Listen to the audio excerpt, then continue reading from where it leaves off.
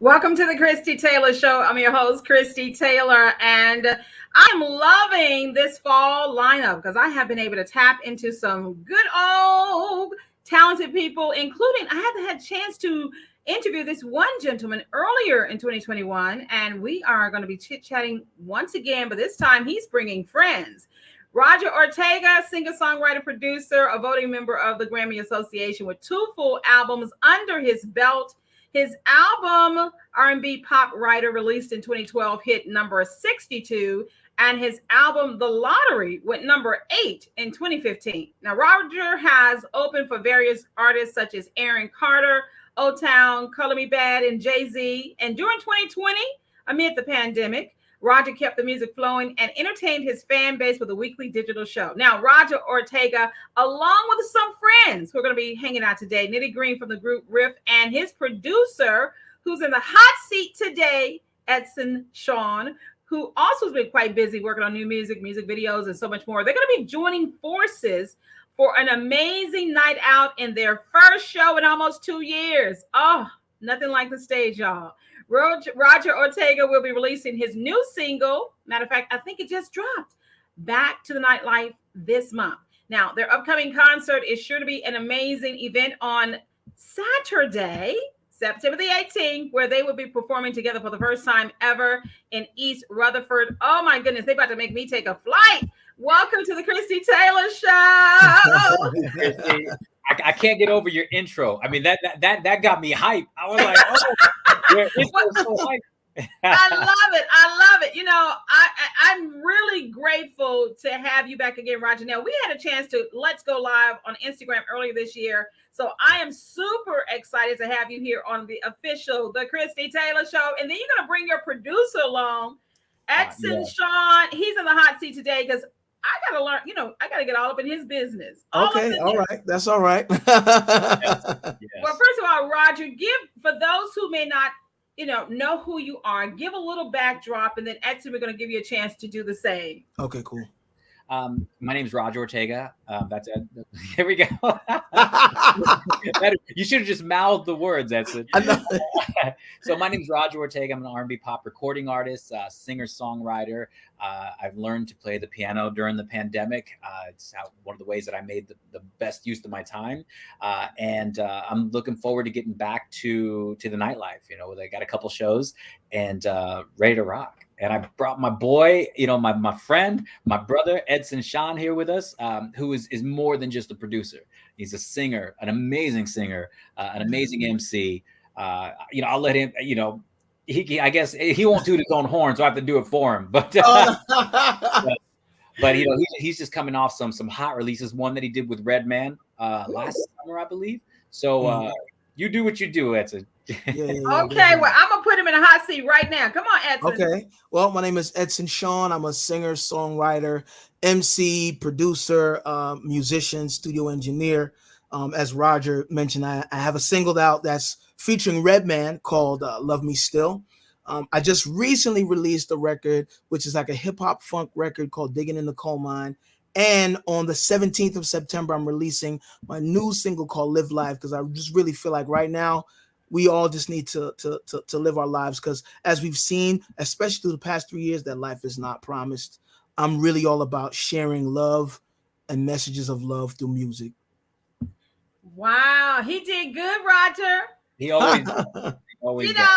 I love it. Now, Roger and Edson, there's a lot of history between you two. Now, are we talking Jersey? Are we talking full East Coast? I mean, are you both from that, from the coast? From the right coast. I'm actually from Kansas initially, but I've called New Jersey my home for just about 23 years. I moved out here in '98 with a boy band of mine, and things fell apart once we got out here. Just because you sign a contract doesn't mean anything. So we got out here and we're struggling, so we needed to find jobs, and we found a job at this call center in Jersey City. And our boy Edson Sean was working there, making his way all the way from Brooklyn, because that's where he is. And so we go back to '98. That's where the friendship began. Yeah. Wow, Edson. So Brooklyn. Exactly. Listen, I even have a record called BK All Day. I mean, I love Brooklyn. I feel like the energy of Brooklyn is a lot of what shaped how I approach things, my sound. I mean, you say all day is about Brooklyn? I think it is. I think so. I thought it was Burger King. I kept going to Burger King. Definitely is not Burger King. I was trying to support you. Breaking news! Breaking news! That song is about Brooklyn. I love it. So, call center, friendship, and when did you all find out you both were in that music lane? How soon into between calls? I mean, it was very quickly. I mean, because his whole group came to the call center, so they were always talking about it. And then, you know, I think I started talking to one of his other members, Dave, first. Found out that they're doing, because he was like sitting directly next to me. Found out they did music. We did like a couple like open mics together, if I'm not mistaken. And then they had this small apartment where they were, you know, writing songs. They had their choreographer living there with them. And through that's when we started building our bond, because that was really the first place where I started exploring my own personal production instead of getting, you know, production from other people.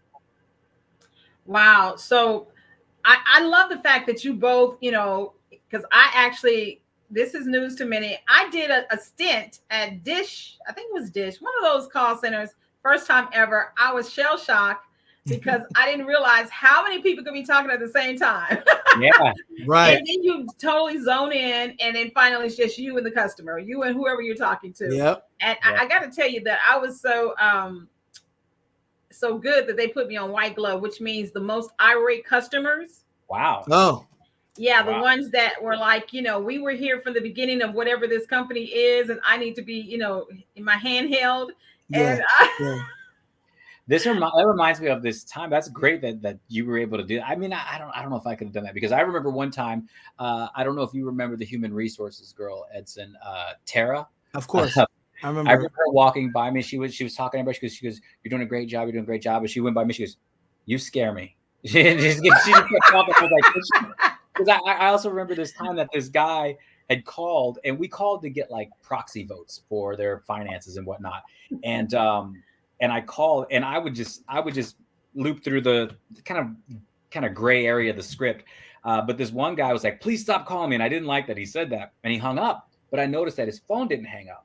So I sat there and I waited about 2 minutes. I waited 2 minutes. The guy picked up the phone and was like, "Hello?" I said, "Hello, sir." He goes, hung up again. Finally, after about 10 minutes, again, this went through 10 minutes, he picked up the phone and goes, "Hello?" I said, "Hi." He goes, "You're still here?" I said, "I am, sir. Would you like to vote?" Yeah, well, I let go after that, but yeah, man. Yeah, you were a different breed. You were a different breed. I love it. So I'm so glad you all got back to the music then. So when did y'all actually start working together on music? You know, other than the small apartment and everybody's just, you know, being creative, when did it, you know, really like for you and Edson to like, oh, let's do some stuff. Let's do some commercial product. It was around 2011. We had lost touch actually after Edson quit to you went into teaching. Is that where you went? I went to teaching for about 8 years. I was teaching science because my degree is actually in biology. Yeah. So I went to teach science at a middle school, elementary school, and like 7 and 8 special ed. So I left there around 2001. It was, matter of fact, I left there shortly before 9/11 had happened. Right. Wow. Right, because 9/11 happened, and that's when he had lost that job. Yeah, because 9/11 happened and they shut us down. Yeah, so. And so we had lost touch. It had to be about 10 years, but you know, through Facebook, you kind of stay in touch every, you know, here and there. But he had seen, you know, what I was doing throughout the time, and he was trying to just find his way in music, and you know, he'll kind of expand a little bit more. And he literally hit me up and said, "Hey, look, I'm trying to get back into this. I need some help. Where do I start?" And that's really how the journey began. He came to my Brooklyn apartment and he had a bunch of songs that he had written, and I just started putting together some production for it. Yeah, he did. And it was cool. Yeah, it was cool. It's cool. It was cool to be able to, because at the time I was, you know, and I'm, like I say, I always say this, I'm still insecure, but I was really insecure about diving into music again at 36 years old at the time. And I felt like I could trust him. I felt like he'd be honest with me and he would help me, you know, and you know, at least not laugh at me in my face. But I made the right decision in calling the right guy at the right time, and we've been working together 10 years, man. Yeah, Since 2011. That's crazy. Yeah. Wow. Time can fly so fast, Yeah, and to definitely. know that you all were able to have that previous history when you first moved out east to, sometimes things have to simmer and marinate, Of and course. then the timing is right. Now, so in the last 10 years, let's talk about the amazing projects you put together. Okay. The very first thing was the album RnBPoPWrytr that we started working on. Edson helped me record it. He helped produce it. I can't remember if he helped me write any of that stuff, but he did a lot of production with vocals and background and whatnot. And he's actually on my very first single, which is called "Calling All Girls," the very first solo single I ever put out. His feature is on there. He's under the name Omni Blaze because that's what he was going by at the time. Okay. So it's kind of cool to think about that. The very first piece of music I put out, he's on there making it better. Wow. So Edson, over the last 10 years working with Roger specifically, and then we'll branch off into what you've been doing outside of that. What were some of the things that you really focused on? Because Roger, he amazed me when we had our conversation early in the year about his levels of insecurity. But of course, being a creative, I get it. I get it, particularly when there's a lot of bumps in the road. So how did you help him as a producer regain that confidence and really get into that creative space? Well, I think there's a couple of things. I think for him, one of the main things we focused on was, I liked the fact that he was writing from his perspective. He wasn't trying to create sounds that somebody else did or someone else's stories. He was building his own stories. And what I wanted to really focus on was his background vocals. The main thing, because, for me, I feel like the highlight of any musical composition, no matter how dope the production is the voice, right? Yeah. A dope song is a dope song, whether it has the big full production or one instrument. So, with his background, his boy band background, and, we have very similar musical tastes, R&B wise. And so I kind of wanted to pull from some of those things with his vocal arrangements to find creative ways to highlight that. You can sing a line and then you can have a harmony that goes right along with it, or you can use the harmony creatively in between the spaces.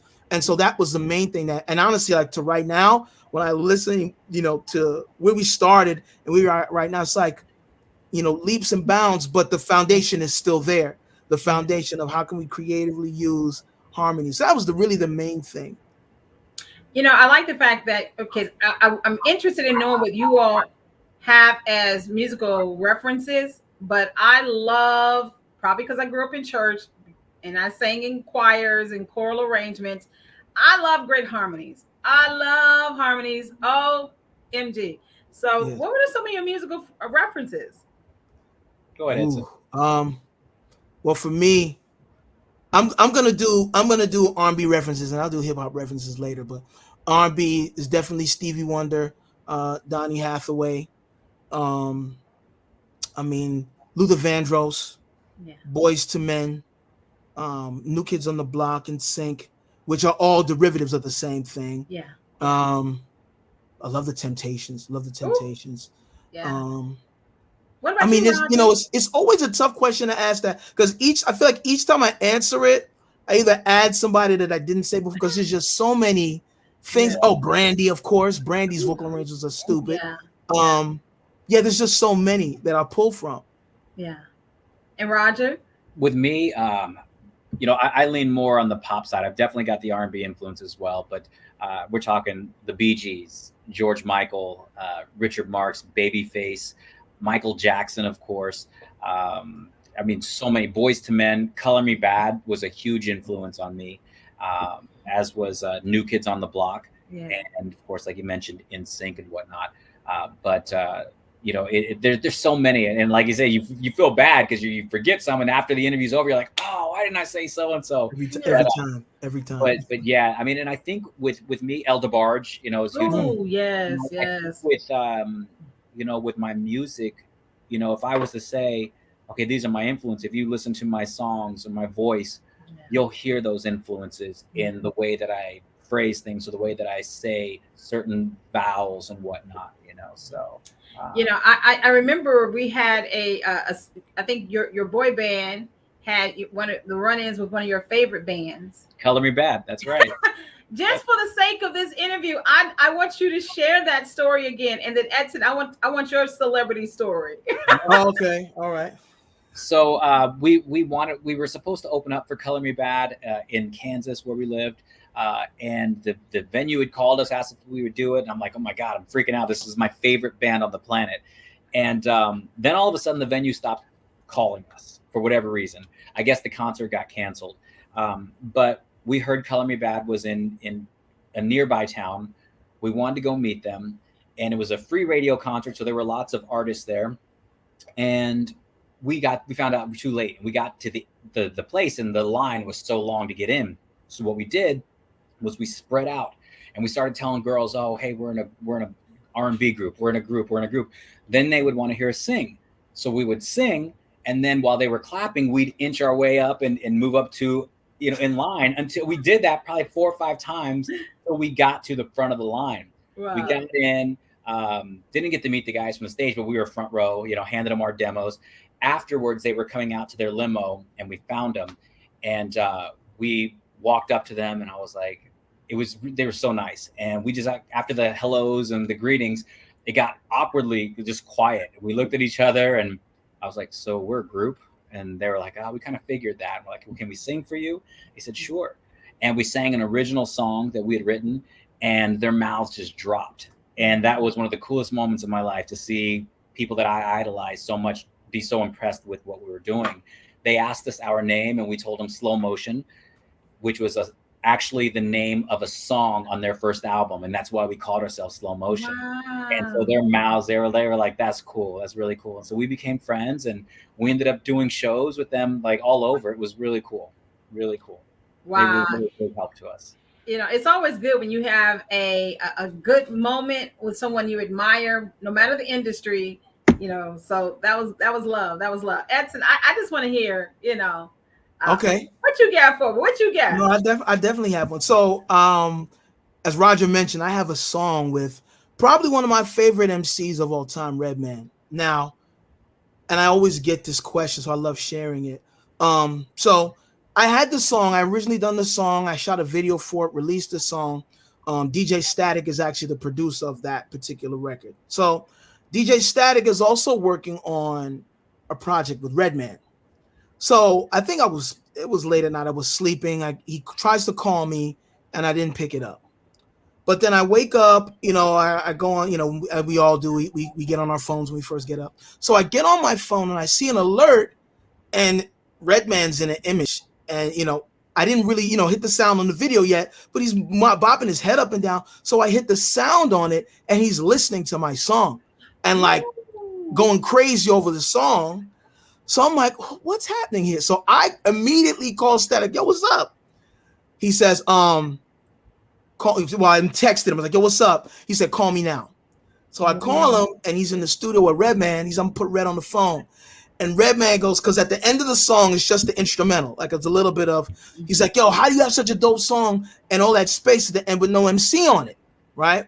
And I think at the time, he didn't need to know that I rapped as well. But I'm like jokingly but serious. I was like, hey, if you want to get on it, right? So he goes, all right, what's the song about? And maybe a week later, he sent me his bars. We got the song mixed. Then shooting the video was interesting because he and I were going back and forth because his schedule was crazy.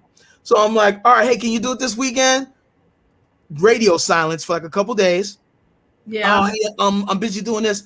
Okay, cool. Can you do it next weekend? And then like a week, I think, went by. But finally, on like a Friday, he goes, all right, I can do it tomorrow. I'm like, okay. So now I had to get all my extras because I kind of had them like on standby, but I told them it was Redman. So they're all like, okay, just let us know. I'll call out from work. I'm like, okay.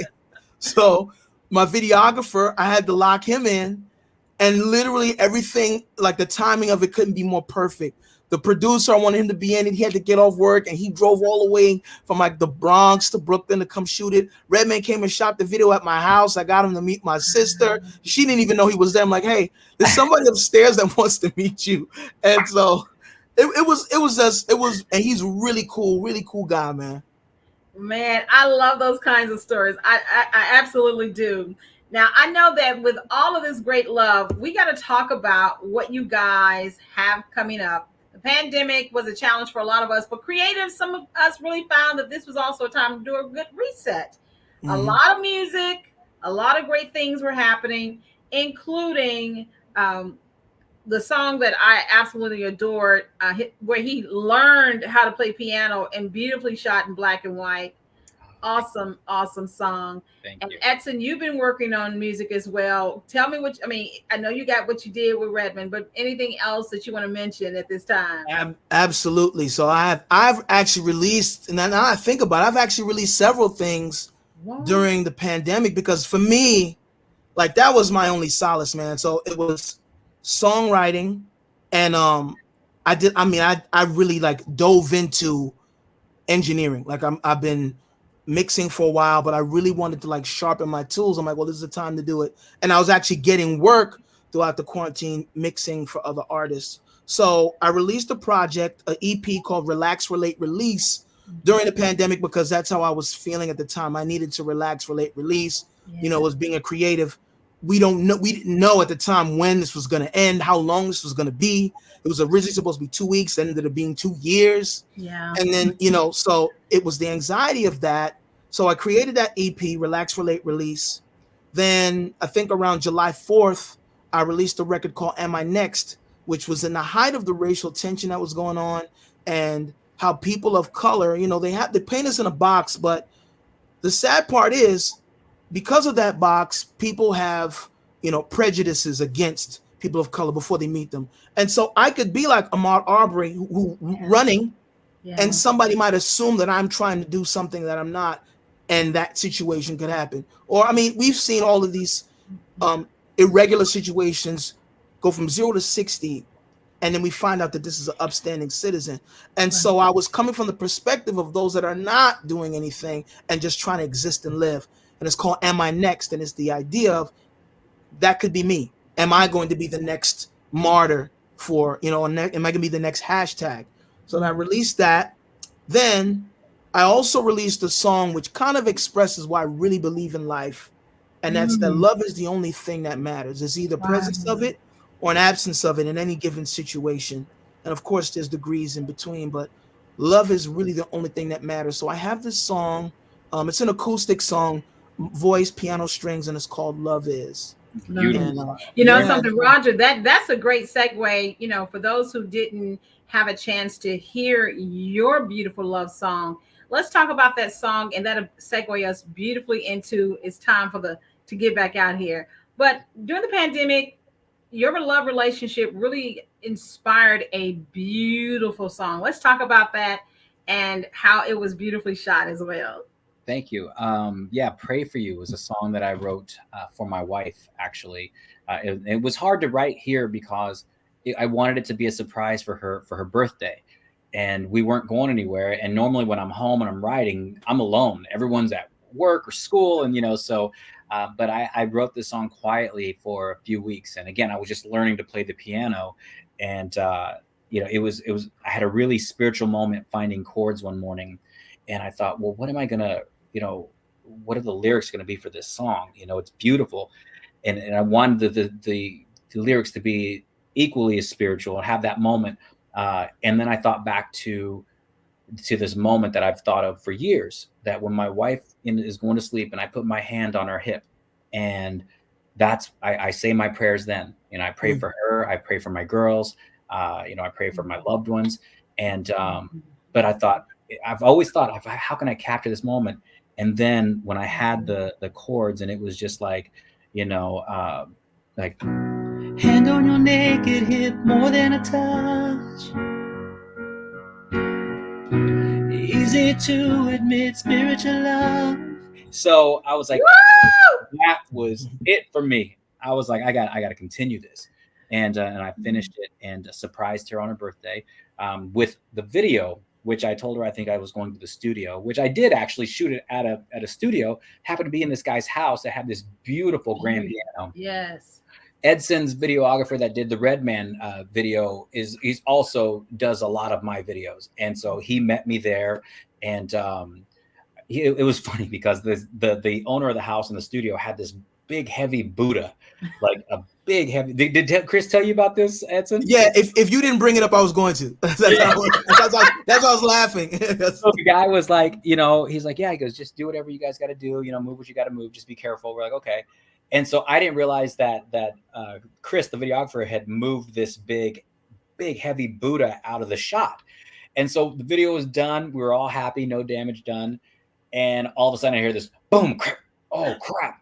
And I look, and he dropped the Buddha back into a wall. And there's like in the sheetrock, there's just a big hole. No. The owner was so cool though. He's like, don't worry, because honestly, we're repainting, we're redoing it. That's nothing to fix. I was like, let me pay for this. He's like, no, please don't pay me for it. It's fine, But the video came out great, and I couldn't be more proud of that song. I love it. Well, I'm gonna segue very quickly to what you guys have coming up next, right after this.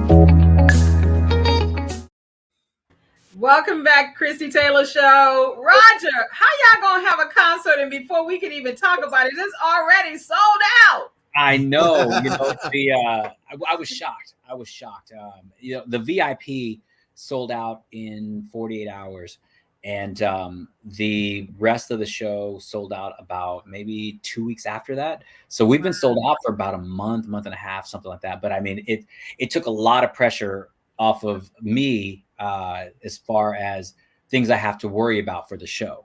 I got when you're doing the show, because this is something that I set up, and this is something that I'm putting on myself for the fans that haven't seen us in a while, and so that my friends and I can have a place to perform where we don't have to wait on someone to tell us, okay, well, you're going to go on at 7 o'clock, but then next thing you know, it's midnight and you haven't gone on yet.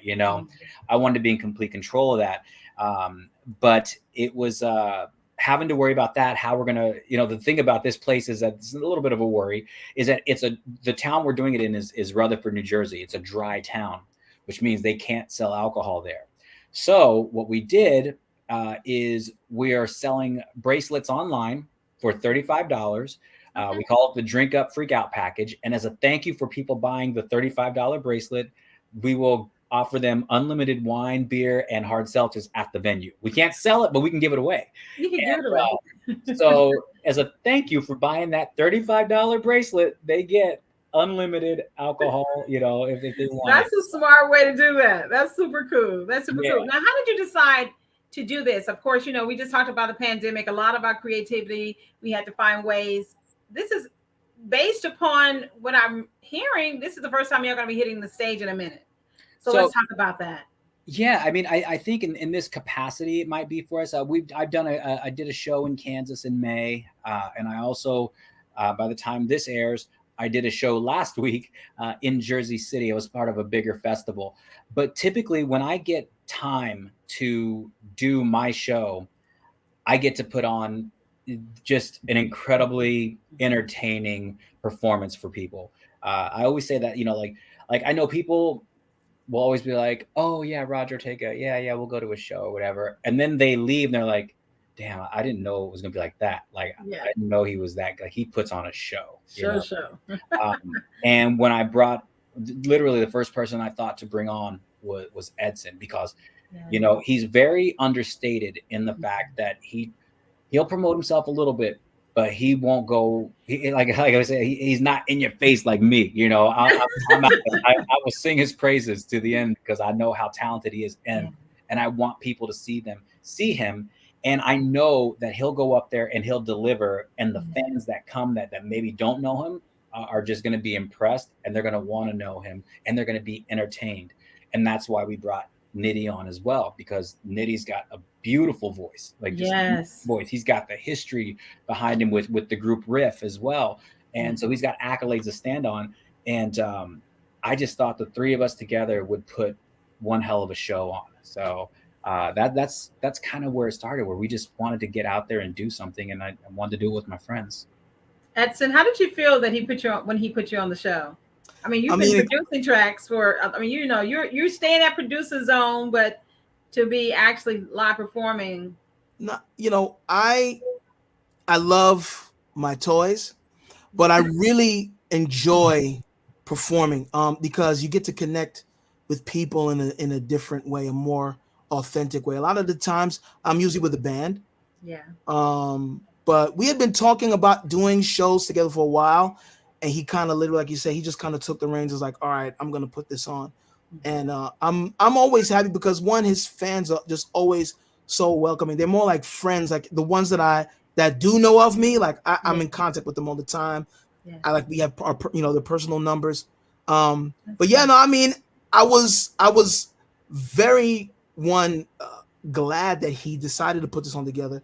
You know, I knew that, this was something we were planning, but to actually see it come to fruition, I'm definitely excited about it. I'm excited to share my creations with, the people that might not be familiar with me. Usually if I don't have a band, I do some singer-songwriter stuff, but I have some cool things that I'm going to be planning for this particular show. So I was very excited. Excellent. So Roger, as we come to the wrap up, for those of us who can't attend because it's sold out, or because we are in another part of the world, how can we support you in all that you do? I mean, so the song Back to the Nightlife, which was actually, it's written for this show. It's funny, during the whole pandemic, my manager, Katrina, would be like, you should really write something about the pandemic. I'm like, you know what? I don't want to do that because I feel like once this thing's over, there's going to be the floodgate's going to open and everybody's talking about the pandemic. And I tried to avoid it as long as I could. But I was going to the studio, this track came on, and I was like, back to the nightlife. I'm like, oh, this would be a hot opener for the show. This would be good to get people hyped for it. We're getting back to the nightlife. Got to the studio. Edson, these are the bits and pieces I have of this song. You want to help me write it, help finish this out and fill it out. And sure enough, we did, and we knocked it out that day. And here we are. But so what you can do to support if you can't be there, what I started doing, because streaming, our royalties all took a hit because we don't even get a fraction of what we used to get when people would go to iTunes and buy the song and whatnot. So what I started doing was I put the song out on Spotify, but a week or two before it goes out on Spotify, I put it on my website. So my fans that want to go buy the song for $1.20 and support, they can do that. But then they can still listen to it on Spotify in a week or two. So I did that with Pray For You, and I haphazardly did it with this song. But it's available everywhere, but I'd like you to get it at RogerOrtega.com. RogerOrtega.com. Check it out. Also, if you want to keep up with the producer, check out Edson Sean. I'm making sure I said it right. EdsonSean.com. That's EdsonSean.com. So it's scrolling across the bottom. Check them out. Support my bros. Support them. And I thank you all so much for gracing the Christie Taylor Show. Thank you for having us. Thank you for having us. All right. Y'all come back anytime. Thank you, Christie. All right. Wonderful. Until the next time, much love.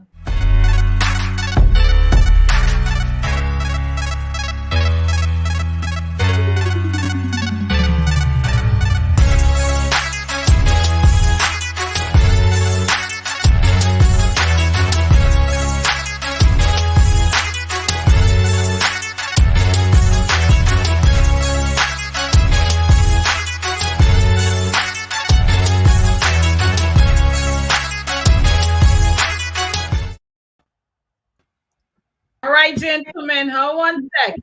Yep.